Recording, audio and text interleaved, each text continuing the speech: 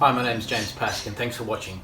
So in the last video we covered how your ancestors may be impacting your life today and how different traumas and limitations and things they went through can be impacting you.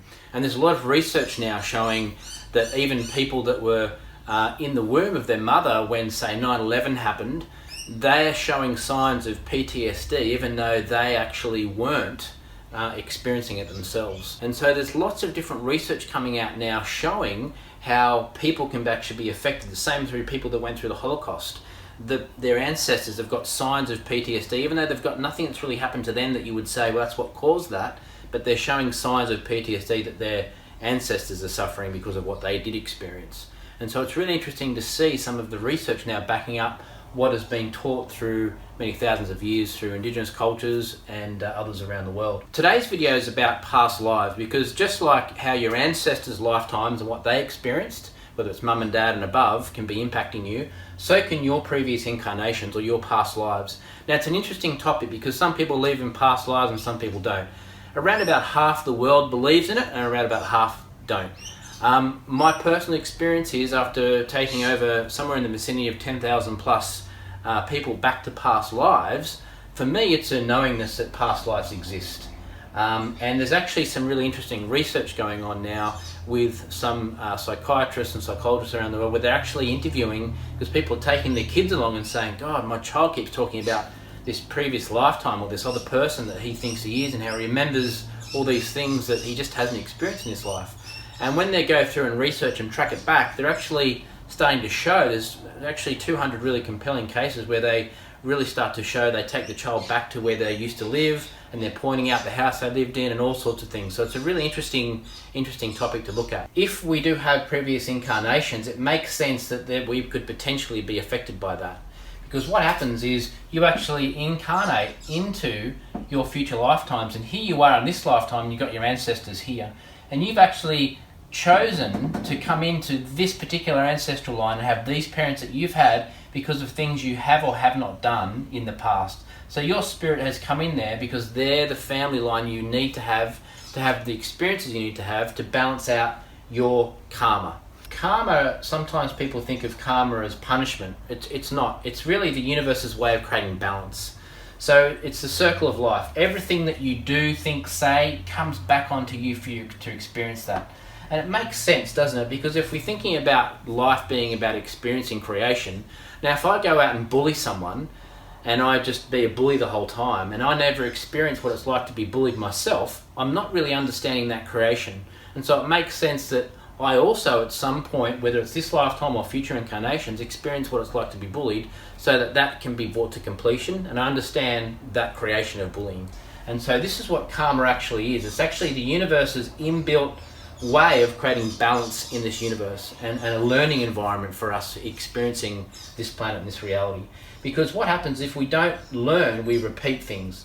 And it's the same, you can see this in this lifetime. If we don't learn from things, we keep repeating the same mistakes. But it's also lifetimes after lifetimes. If we don't learn from our mistakes and we keep doing the same thing, we keep coming back lifetime after lifetime and repeating the same thing. What does this mean for you? Have you got karma?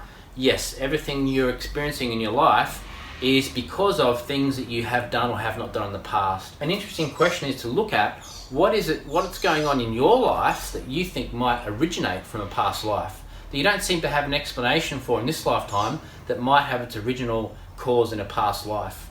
So, because what we want to do is we want to learn about this knowledge, we want to apply it, we want to heal from it, and so that we can go on and thrive and do what we want to do in our life. So it's really interesting looking at things like deja vu, for example, feeling like you've met someone before, feeling like you've been somewhere before. An example of that is how you might be affected in a past life is I had a client who basically what happened is he kept leaving his girlfriend. He had 7 different times he was with someone he really loved, and he would leave that person. In the middle of the night, he might get a phone call from that person saying that she was in trouble, she needed his help, and she would leave him and go back to this girlfriend that he was with when they were 19 years old. And so what happened is he'd get that phone call and he came to see me because it was really annoying. He couldn't work out why he felt so compelled to leave the current partner and go back to this old girlfriend. And when we went into it, it was from a past life where in a past life they were married, and as she was dying, he promised her that he would look after her forever and he would look after the kids forever.